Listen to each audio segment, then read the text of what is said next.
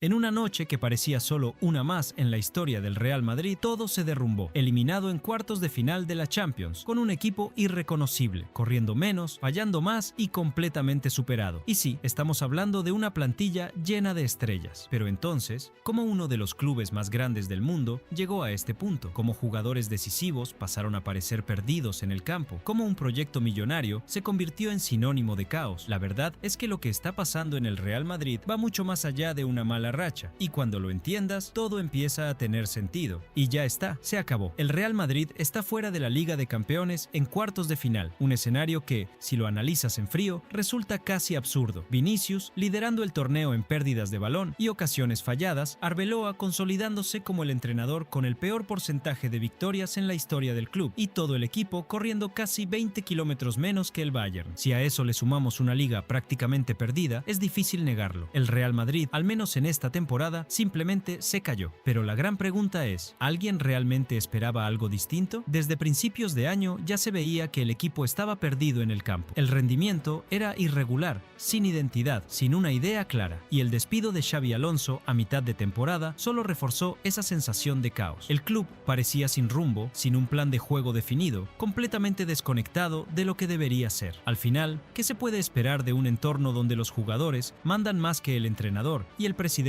lo permite? Una plantilla llena de estrellas que juegan cuando quieren, como quieren, y un técnico que trata a ciertos nombres como intocables, casi como si fuera parte del staff, buscando agradar más que exigir. Y el resultado es evidente: un proyecto que no se sostiene, un equipo que poco a poco pierde competitividad y nivel. Ya son 2 temporadas seguidas sin títulos, algo impensable para un club como el Real Madrid, y esta caída no empezó ahora, viene desde la etapa de Carlo Ancelotti. Curiosamente, o quizá no tanto, coincide con la llegada de Mbappé, un jugador enorme, pero que también cambió por completo el equilibrio interno del equipo. Aún así, en ese momento el equipo competía, peleaba, ganaba títulos menores, avanzaba en Champions y trataba de seguir el ritmo del Barcelona en Liga, pero eso nunca fue suficiente. Para un club como el Real Madrid, no ganar títulos no es una mala racha, es un fracaso, porque toda la estructura del club está diseñada para ganar. Sin trofeos, bajan los ingresos, disminuye el interés y el club empieza a perder peso en la élite. Y viendo el fútbol actual, eso se vuelve aún más preocupante. Hoy dominan los equipos bien organizados, con una idea clara, donde cada jugador cumple su función y se entrega físicamente al máximo. ¿Y qué vemos en el Real? Jugadores que no presionan, no retroceden, no se comprometen en defensa. Vinicius, Mbappé, Trent, Bellingham, nombres enormes, pero muchas veces desconectados del colectivo. Al mismo tiempo, hay futbolistas que claramente no alcanzan el nivel físico que exige el fútbol actual, como Carreras, Camavinga, Hausen o Brahim, sin olvidar cambios que no aportan nada, jugadores que entran solo para tocar el balón y jugar hacia atrás. Y hay más. Una plantilla con salarios altísimos, como el de Alaba, que lleva tiempo sin rendir como debería, jugadores fuera de posición, como Fran García. Y entonces surge la pregunta, ¿qué puede hacer alguien así contra jugadores como Kimmich, Gnabry o Laimer? Algunos pueden decir que el Real Madrid incluso hizo un buen primer partido, que generó muchas ocasiones, que compitió, pero la realidad es otra muy distinta. Gran parte de esos remates llegaron por decisiones precipitadas, sobre todo de Vinicius, que empezó a disparar desde cualquier posición como si pudiera resolverlo todo él solo. Mientras tanto, el Bayern manejaba el ritmo del juego, generaba las ocasiones más claras y, si hubiera estado más fino, podría haber sentenciado la eliminatoria ya en la primera mitad. Así que, no, el Real no jugó bien. La diferencia en el marcador y en las estadísticas no refleja equilibrio, sino el ritmo que el propio Bayern decidió imponer. Y eso nos lleva a la pregunta clave: ¿cómo un club de este tamaño puede, en tan poco tiempo, quedarse fuera de la Champions y prácticamente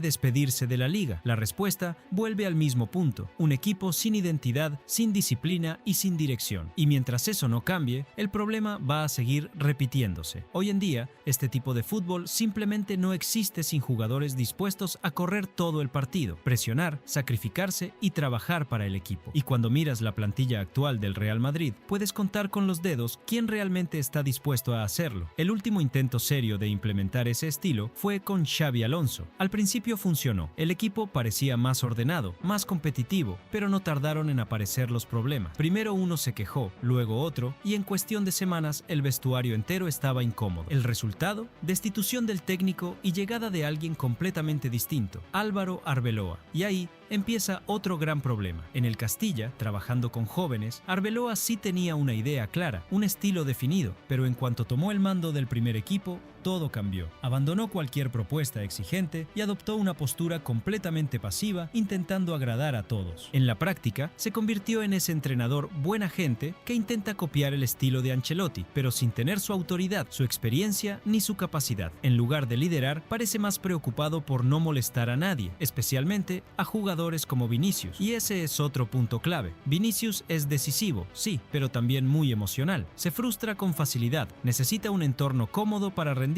y cuando no lo tiene, el ambiente se vuelve tenso. Pero en lugar de exigirle más, el técnico hace lo contrario. Lo protege, lo elogia, lo respalda constantemente. Desde su primera rueda de prensa, quedó claro que Arbeloa eligió su bando. Se posicionó públicamente a favor de Vinicius, dejando claro que el proyecto giraría en torno a él. Pero esto va mucho más allá del campo. Las declaraciones del entrenador rozan lo surrealista. No solo defiende a los jugadores en todo momento, sino que también critica a la afición. Llegó a decir que los aficionados que pitan al equipo no son verdaderos aficionados. Es decir, según su visión, el equipo debe ser apoyado pase lo que pase, incluso jugando mal o perdiendo partidos importantes. No importa el rival ni el rendimiento. El público debe aplaudir siempre. Y sí, ese enfoque puede funcionar en ciertos contextos. Hay entrenadores que protegen a su plantilla, pero cuando ese es el único método de gestión, el resultado es peligroso, porque desaparece la exigencia. Y sin exigencia, no hay evolución. Si lo comparas con Ancelotti, la diferencia es enorme. El italiano sabía manejar el vestuario, pero también tenía una idea táctica clara. Construía relaciones con los jugadores, sí, pero sin perder el control. Los futbolistas lo respetaban no por miedo, sino por confianza. Eso es completamente distinto a intentar agradar a todos todo el tiempo. Con Arbeloa, lo que vemos es casi lo opuesto. Un entorno demasiado cómodo, sin presión, sin dirección. Parece más un gestor intentando mantener la paz que un entrenador obsesionado con ganar. Y eso, inevitablemente, se refleja dentro del campo. El Real Madrid hoy no tiene un patrón de juego definido, no hay organización táctica. Cada jugador hace lo que quiere, confiando únicamente en su talento individual. En muchos momentos, Mbappé y Vinicius ocupan el mismo sector del campo, dejando el ataque completamente desordenado. No hay profundidad, no hay ocupación de espacios, no hay equilibrio. Y entonces aparecen esas jugadas previsibles, balones largos desde la derecha, intentando encontrar a alguien en el área, que muchas veces ni siquiera está ahí, defensas expuestas porque ciertos jugadores simplemente no regresan a defender, contraataques mal ejecutados, donde 2 o 3 intentan resolver todo solos mientras el resto del equipo todavía está llegando. ¿Y cómo terminan esas jugadas? Con un disparo forzado, innecesario, directo a las manos del portero. Pero, ¿cómo un club de este tamaño llegó a este punto? Aquí es donde entra lo más importante de todo. Existe una frase muy conocida: el pez se pudre por la cabeza. Florentino Pérez es, sin duda, uno de los presidentes más grandes en la historia del fútbol. Reconstruyó al Real Madrid, trajo títulos y creó una era ganadora. Pero ninguna gestión es eterna, y en los últimos años, varias decisiones han empezado a generar dudas. Da la sensación de que el club empezó a girar en torno a ciertas figuras, como si todo tuviera que adaptarse para mantener a determinados jugadores cómodos, y eso incluye decisiones que, vistas desde fuera, no tienen mucho sentido. Un ejemplo claro fue todo lo relacionado con el premio individual de Vinicius, donde el club adoptó posturas bastante extremas para defenderlo, y cuando eso ocurre, el problema deja de ser solo futbolístico, pasa a ser estructural. Y como si fuera poco, hay otro punto que deja esto aún más en evidencia. Vinicius está cerca de renovar su contrato y podría cobrar un salario similar al que tenía Cristiano Ronaldo en su mejor momento. Pero aquí